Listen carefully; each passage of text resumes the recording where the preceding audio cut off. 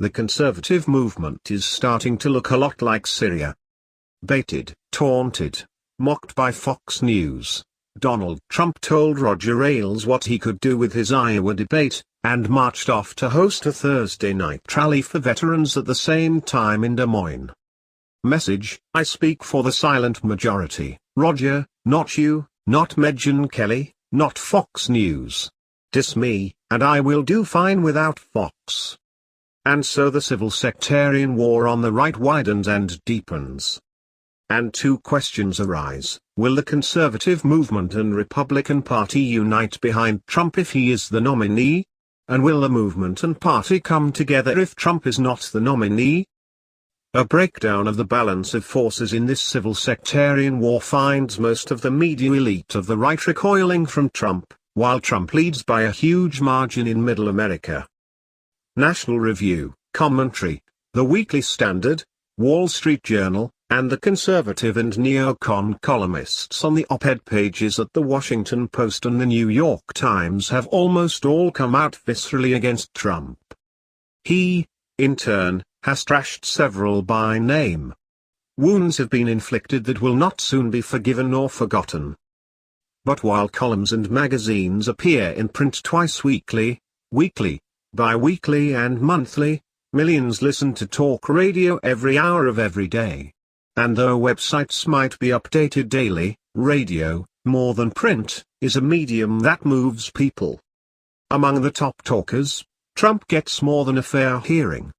Some of the talk shows with the largest audiences are sympathetic, others are supportive. And the Drudge Report, the daily newspaper of Middle America, tracks Trump's every move. In the media battle, then, the media elite are being swamped by Trump. And Trump is winning the political battle as well. According to almost every poll, state or national, Trump is ahead of all rivals, with his closest challenger trailing by 10 or more points. Among the populist and Tea Party right, Trump has lapped the field, and he is now competitive among evangelicals. How will the civil war on the right end?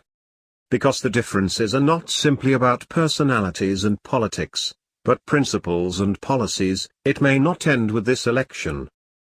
There is talk of having the anti-Trump conservatives unite behind the one establishment candidate, Jeb Bush, Marco Rubio, John Kasich, Chris Christie, who emerges strongest after New Hampshire, to storm through the later primaries and take down Trump. Yet such a scenario seems implausible. That audience of 24 million that tuned into the first Fox News debate and the 22 million that tuned into the CNN debate were drawn to Trump, and Ben Carson, Ted Cruz, and Rand Paul, because these men seemed to represent real change.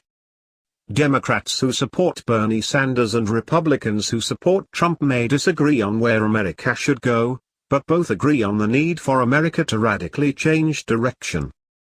Yet, if this battle for the GOP nomination should yield another establishment Republican, would not all the fire and energy of the campaign of 2015 to 2016 soon disappear?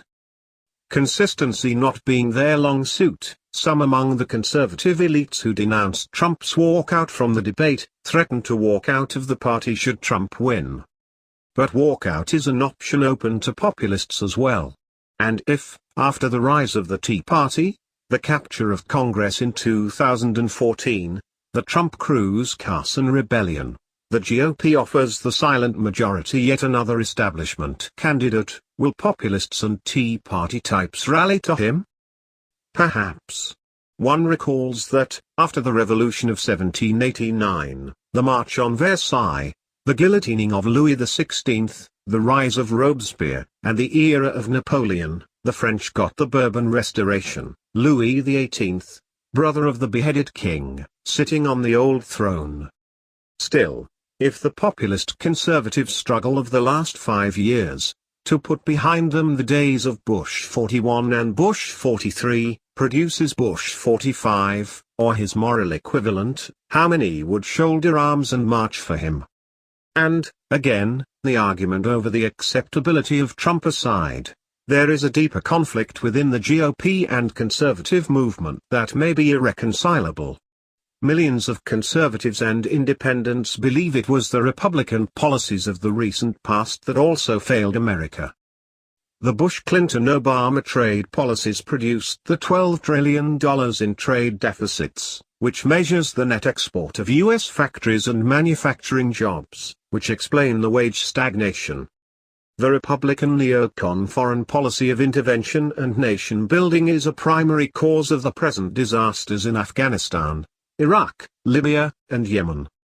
The immigration policies championed by Bush Republicans as well Clinton and Obama Democrats produced the immigration crisis that propels the Trump campaign. In short, it will be difficult for populists to unite with Beltway conservatives in 2016, when the former see the latter as part of the problem, not the solution.